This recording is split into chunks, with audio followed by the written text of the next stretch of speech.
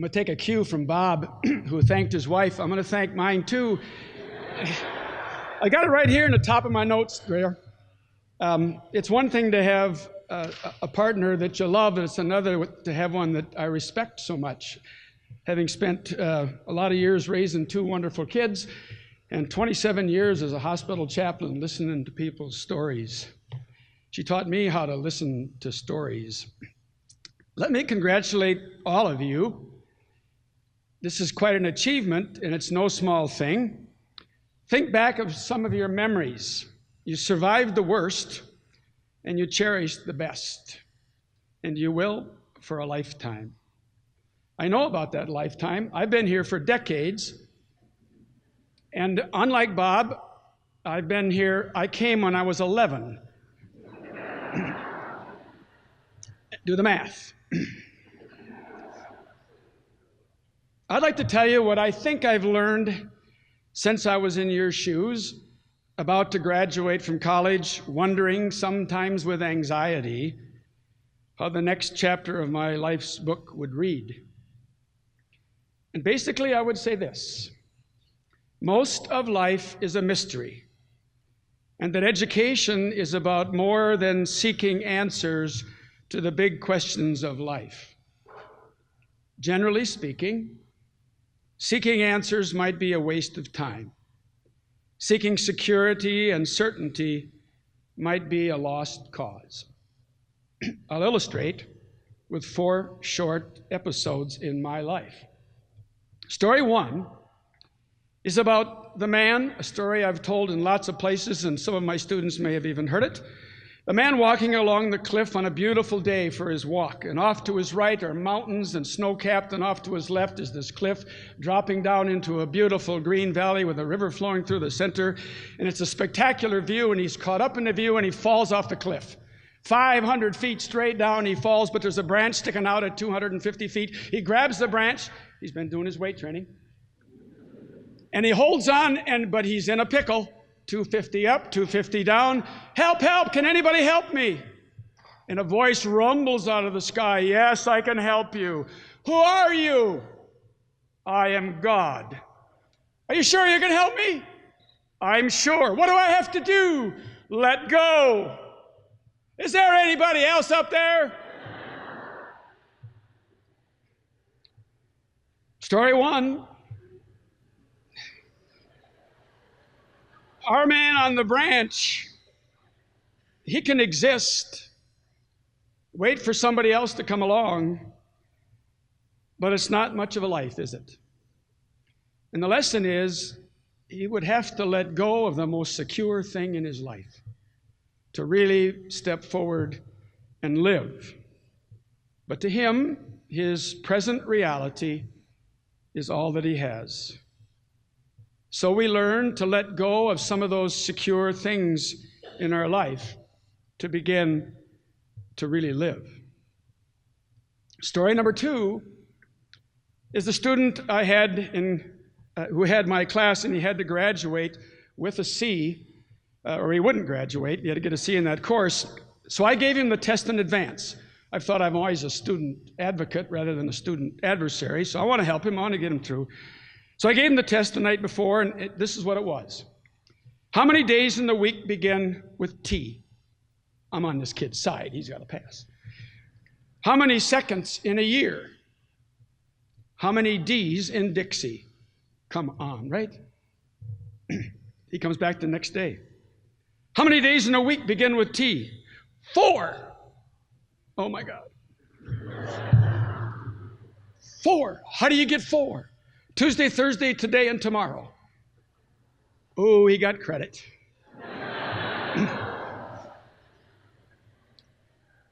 How many seconds in a year? 12. I thought a little math would help in there, seconds, 60 times 60 times, you do all that. 12. Where do you get 12? January 2nd, February 2nd, March 2nd, April 2nd? Yeah, give him a hand. I didn't give him a C, I gave him a B. Then how many D's in Dixie? That was a hard one.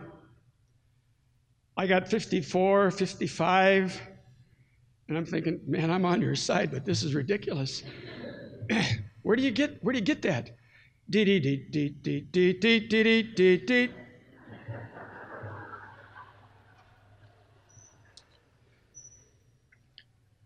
So just when you think you're smarter than somebody else, maybe we could look at how they think, how they live, how they see the world, and how they count seconds and days in a different way.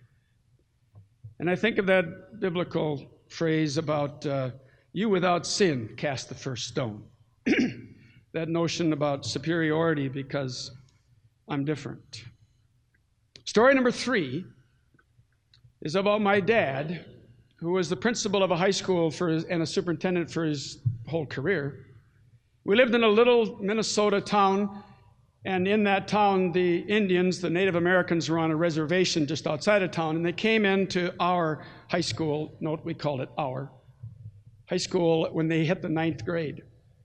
But lots of those Native Americans made their money for their family by a thing called wild ricing. They'd go out in a boat and whack rice into the boat and sell it. And they could do that, but sometimes they would just skip school.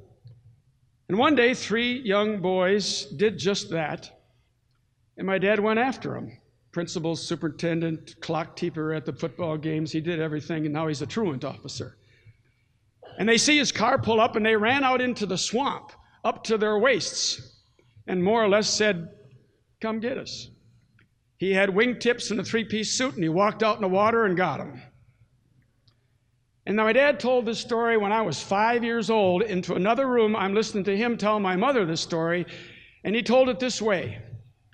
After that, I walked into the teacher's lounge, and my pants were wet, my shoes were ruined.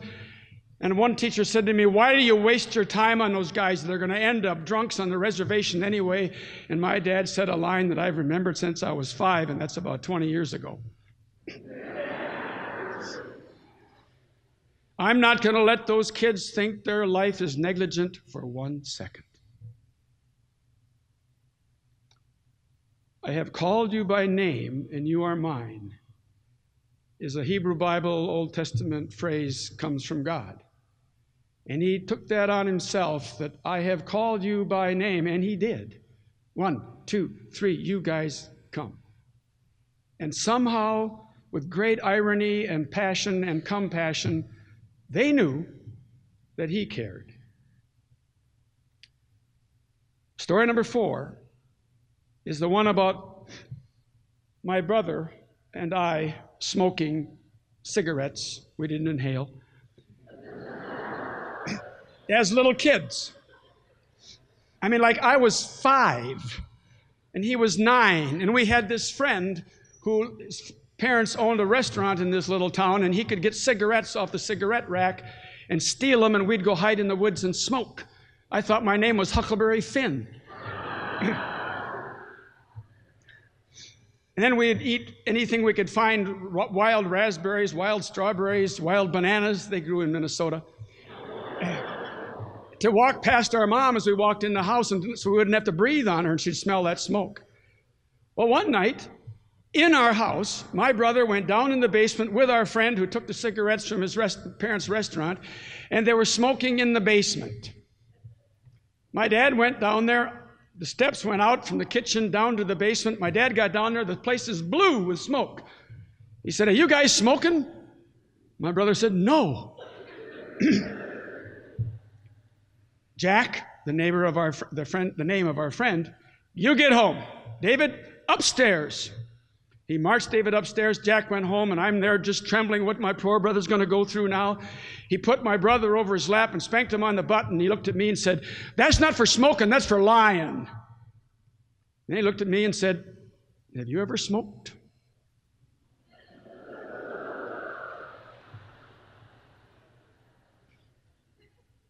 I got him. I said, yes. He put me over his lap and he said, that's not for lying, that's for smoking.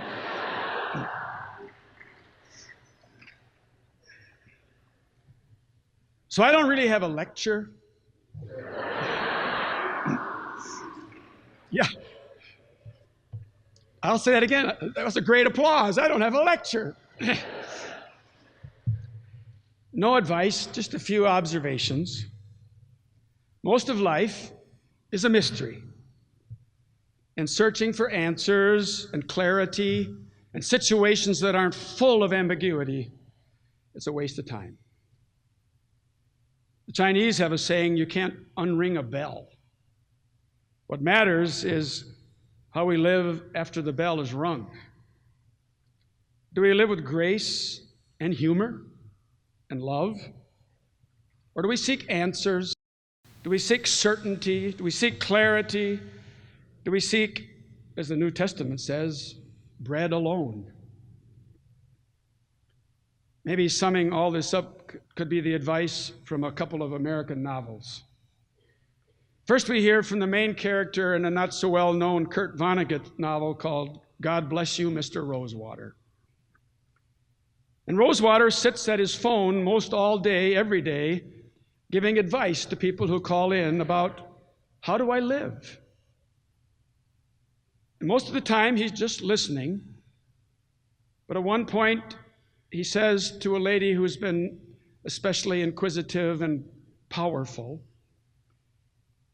he says not with vulgarity, not with blasphemy, but with passion and conviction, you've got to be kind. God damn it, you've got to be kind. Or we listen to Pilot Dead, the hero of Toni Morrison's wonderful novel that anyone in contemporary African American literature has read and loved, The Song of Solomon. Pilot lies dying in the arms of her nephew.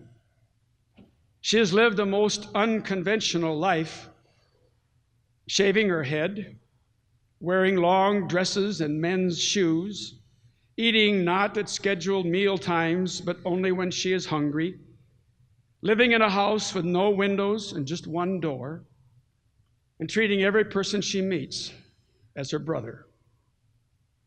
Her last words, judgment-free, are simply, I wished I'd have knowed more people. If I'd have knowed more, I'd have loved more.